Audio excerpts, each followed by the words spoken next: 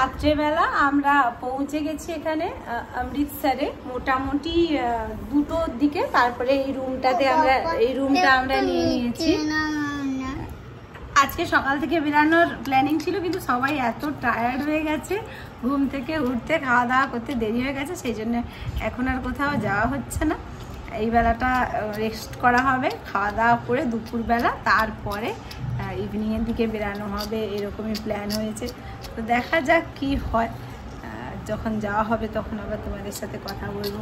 এখন প্রচুর স্নান করবে, এখানে প্রচুর মনি লম্বা হয়ে শুয়ে গেছে ক্লান্ত, প্রচন্ড গরম, লাঠি হয়ে গেছে মনি, পাঞ্জাবে এত গরম, মনি পুরা লাঠি হয়ে গেছে। লাঠি লাঠি মানে কি রে বাবা? আরে মনি যে শুয়ে গেছে সেই জন্য মনি একটু লাঠি হয়ে গেছে। আর এটা আমাকে কি টিপ পরিয়ে দিয়েছিস? লাল। আরে একটা কার টিপটা কোথা থেকে একটা তুলে এনে আমাকে পরিয়ে দিল। আরে এখানে ছিটানো ছিল, আমি তুলে নি পরে দিলে। আচ্ছা ওকে, এখানে খাটের ছিটানো। কুট্টুস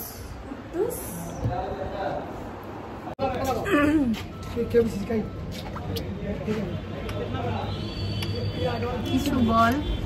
গুড ইভিনিং বন্ধুরা, welcome back to another blog. তো আজকে আমরা যাচ্ছি ওয়াঘা বর্ডার দেখতে। আর কোথায় যাচ্ছি? স্বর্ণ মন্দির দেখতে। টোটোটা আমরা ভাড়া করেছি, এটাতে হচ্ছে 8 জন যাবো আমরা। আমি, আমার শ্বশুর শাশুড়ি, আমার হাজবেন্ড, আমার বোন, আমার বেটা, আর জেঠিমা যাবেন। কে হলো এটা?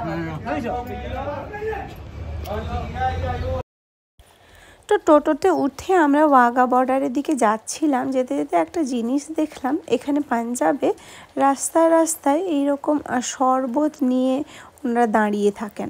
যত রাস্তা দিয়ে লোকজন যাতায়াত করে তাদেরকে সবাইকে শরবত দেন। দেখুন, এই সর্দারজির কাছ থেকে আমরাও শরবতটা নিলাম এবং খেলাম, খুবই ভালো। আর দেখো কত বড় বড় পাত্রে বানাচ্ছে শরবতগুলো, মানে কত লোককে ওরা দেবে। আবার রুটি, চাটনি ওইসবও দেয় বলে শুনলাম, সেগুলো আমরা নেইনি, আমরা শুধু শরবতগুলো নিলাম। সত্যি খুব ভালো লাগলো। মন দাঁড়া, হাতটা ঢেকে যাচ্ছে, ঠিক আছে? ওখানে আলো কম রে, ঠিক আছে। গালে বন্দে মাতরম আঁকবি আমাদের মতন। এই যে দেখো, নিবে না? টুপি নিবে, টুপি নিবে, বন্দে মাতরম টুপি নিবে।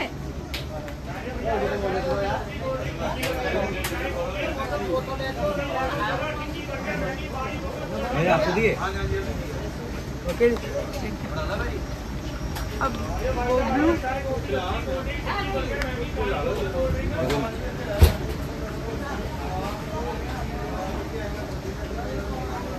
भैया ये कहाँ रखना है? बैग दे दो।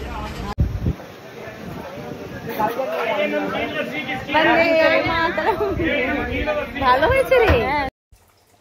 তো দেখো, আমি আর আমার বোন গালে তিরঙ্গা এঁকে একেবারে রেডি ঢোকার জন্য মেন গেটে।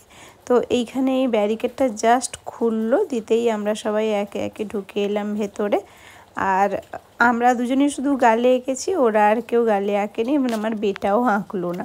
ওরা শুধু একটা টুপি কিনেছে, এই যে দেখো আর্মি টুপিটা আমার বেটা পরেছে, দিয়ে ওর বাবার সাথে এগিয়ে এগিয়ে চলে যাচ্ছে। এই যে দেখো, এরকম ব্যারিকেড করা আছে এখান থেকেই, মানে কিছুটা এসে ব্যারিকেড করা আছে, মেয়েদের লাইন আলাদা, ছেলেদের লাইন আলাদা। আর একটু ঢুকলেই তারপরে এই যে দেখো বিশাল ইন্ডিয়ান ফ্ল্যাগটা দেখা যাচ্ছে। আর ওই পাশে দূরে হালকা, ঠিক বোঝা যাচ্ছে না, তবে ওটা কিন্তু পাকিস্তানের ফ্ল্যাগ।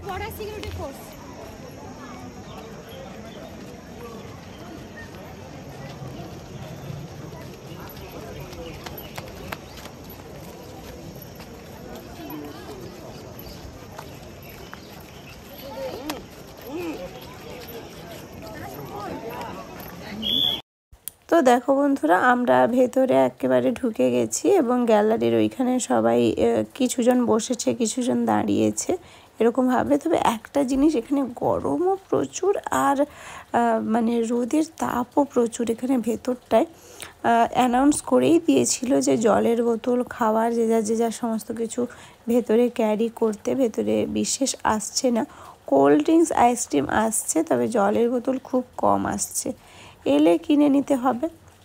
তো অনুষ্ঠানটা এখনও শুরু হয়নি, এই জন্যে তোমাদেরকে একটু চারিপাশটা ঘুরিয়ে দেখিয়ে দিচ্ছি। এখনও লোকজন আসছে যাচ্ছে, আর চারিদিকে বিএসএফের লোগো, বিএসএফ লেখা। এখানে এই যে দেখো, এটা একটা জায়ান্ট স্ক্রিন। এই স্ক্রিনেও কিছুক্ষণ আগে নানা ধরনের ভিডিও দেখাচ্ছিল, যেগুলো খুব ভালো লাগছিল। আমি আর আমার বেটা এখানে পতাকা নিয়ে একটু এনজয় করছি এবং গানের সাথে সাথে তালে তালে লিপসিং করছি। খুব একটা ভেতর থেকে একটা দারুণ ফিলিংস আসছে, যে ফিলিংসটা আমি হয়তো তোমাদেরকে বলে বোঝাতে পারবো না। লোকজনের আশা অনেকটাই কমে গেছে, মানে ম্যাক্সিমাম লোকজন যারা আসার ছিল তারা ঢুকে গেছে। আর ইনি দেখো একজন কমান্ডার বোধহয়, ওনাদের পোস্টের ব্যাপার তো আমি জানি না, তবে আর্মি ম্যানের ড্রেসেই রয়েছেন, মানে বিএসএফ একজন অফিসার নিশ্চয়ই। তো উনি এই পুরো প্রোগ্রামটাকে পরিচালনা করবেন মাইক্রোফোন হাতে। যখন প্রোগ্রামটা শুরু হবে তোমাদেরকে তখন আমি অরিজিনাল অডিওতেই দেখাবো ভিডিওটা, কিন্তু মানে উনি পুরো অডিয়েন্সকে এবং পুরো চারিদিকটাকে একেবারে মাতিয়ে রাখেন।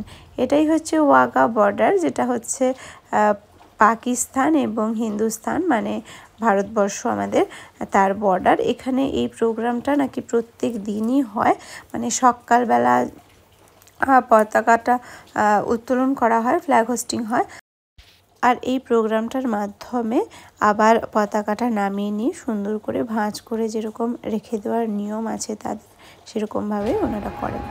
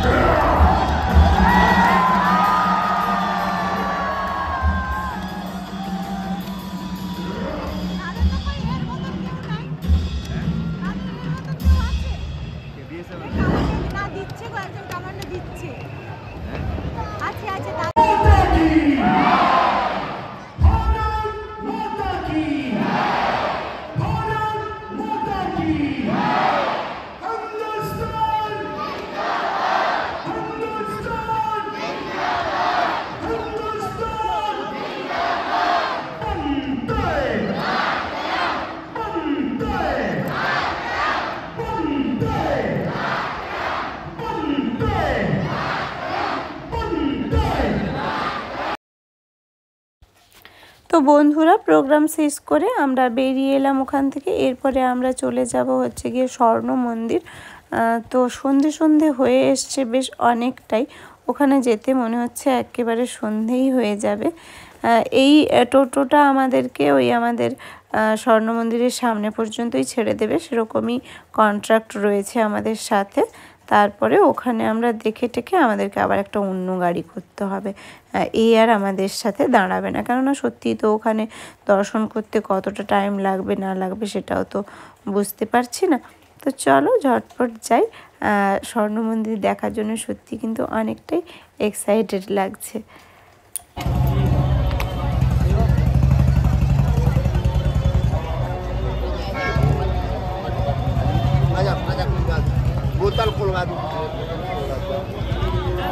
ঘুরে টুরে চলে এলাম টায়ার্ড হয়ে রুমে। এবারে চেঞ্জ করে নেব। ঘোরার দিন একেবারে শেষের দিকে নাকি, আর শুধুমাত্র আমাদের এখানে লাস্ট নাইট। কালকে সারাদিনটা এখানে ঘুরে রাত্রেবেলা ট্রেন ধরবো, তারপরে ঘর চলে যাবে নাকি। আর পূজায় যে এখানে আমার স্ট্রেটনার দিয়ে তার মনির গেঞ্জি ইস্ত্রি করছে। তোরটা ওটা তো